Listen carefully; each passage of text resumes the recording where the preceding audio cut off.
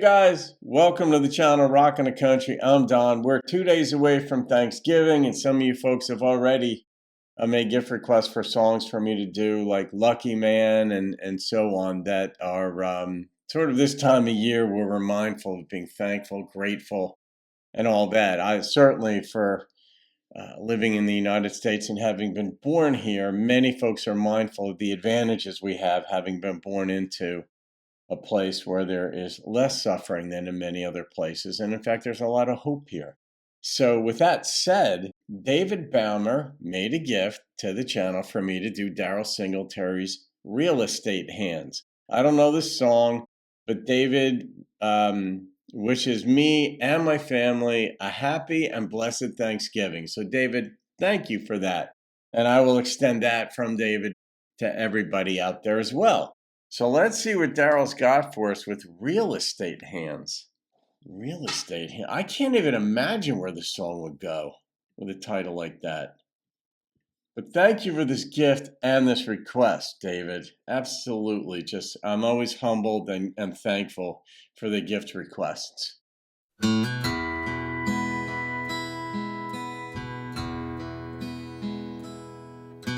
For sale and a number on a sign at the end of the drive. What a voice.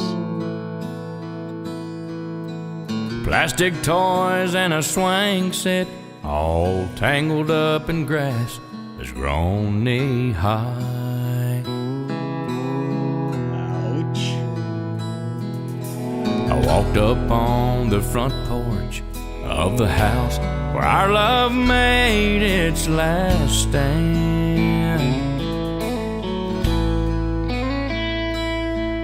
There's 1,000 memories that are now in real estate hands. Songwriter lived this, I bet. I stood there on the welcome mat and discovered they forgot to lock the door. Nice. I was glad that it was open, 'cause my old key don't fit here anymore. I'll have to break them all and go in. On the wall of the living room, I saw markings and a crayon drone stick man. There's 1,000 memories that are now in real estate hands. Just sounds so cold, you know? How can you put a price on someone's piece of life? I'd like to know.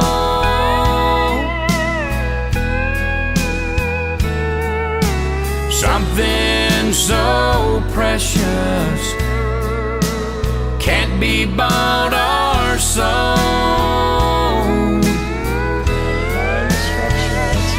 Like that corner of the bedroom where we made love and planned.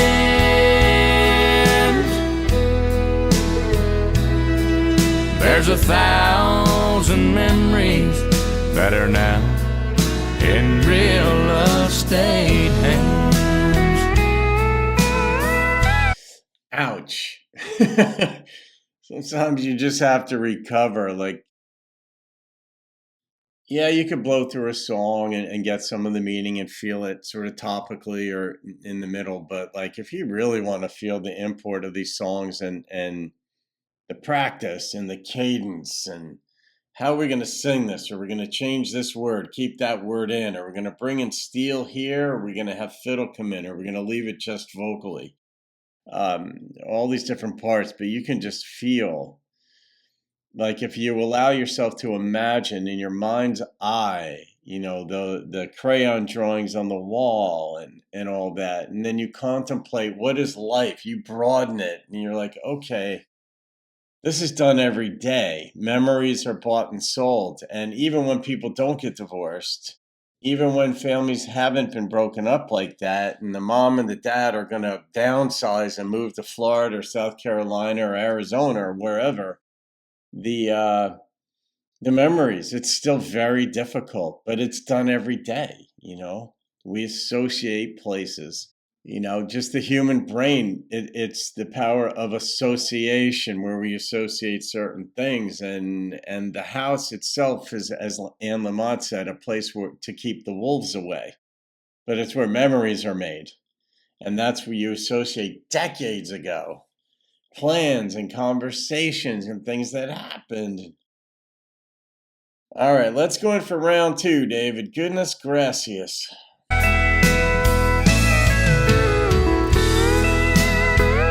Also, Rockin' in the Country, name of that album. I like it. How can you put a price on someone's piece of life? I'd like to know. Reminds me of Joe Nichols. Something so precious can't be bought or sold,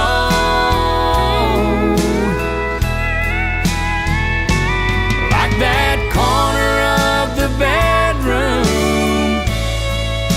where we made love and plans.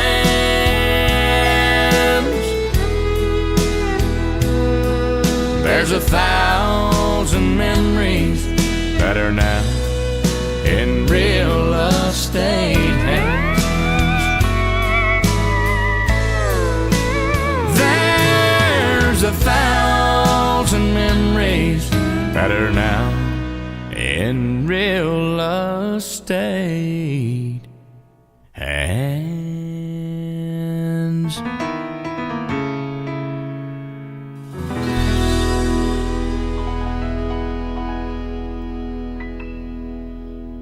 I wonder what alternate titles might have even been considered.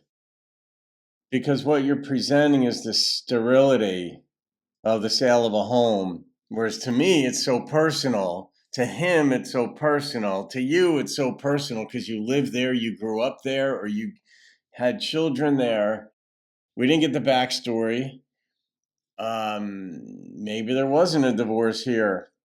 Maybe it was just they're moving on, right? In country, you tend to think there was a breakup, but not necessarily. He went in because the door was unlocked and he saw all the stuff that was there, the memories. But I wonder what was now is in the real estate office, or now is just up for sale. But hands. Now, what is it about hands too? They're very special. They're personal. They impart something personal, but they're in real estate hands. Now, real estate gives this sense of sterility. So would the real estate office, for example, if they use that word, sterility. It's just a transaction. That's all it is. It's not a life, it's a transaction. And how do you put a price on it? And it's, obviously, he's just communicating how difficult it is to move on, and sell this place because all the memories are in it. How do you put a price on it? Well, the people aren't buying your memories. They're buying the hope of their new memories to be created, the hope of a new life. And so it's done every day. If everything was based on emotion like that, no homes would ever sell, because nobody would want to buy your memories anyway.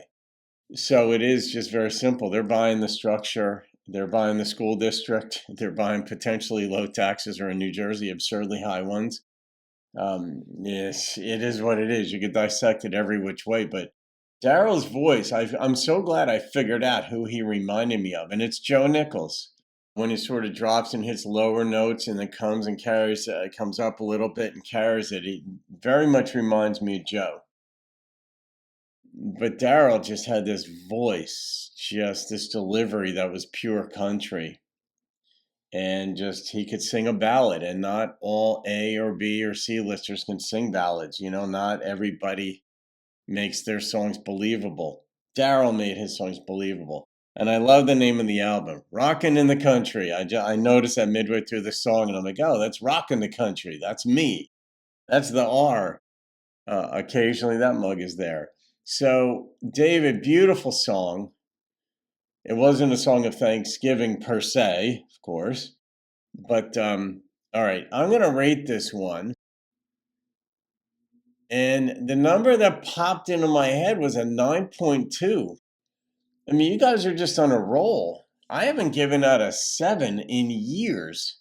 8s, yes, but 8s are still very good songs. I mean, you're not going to make a gift request for a lame song. I know that much. And I've been around long enough doing this where I think in my 8th or 9th year now, where you know kind of what I look for, how I dissect songs, and you don't know what I'm going to say, but you know I'm going to say something. And that's philosophical, sociological, psychological, life-oriented. You know I'm going to go there. So solid request here, David. All right, guys. I hope you enjoyed that. Have a great day. I'll see you on another video, and keep rocking the country. Something so precious can't be bought or sold.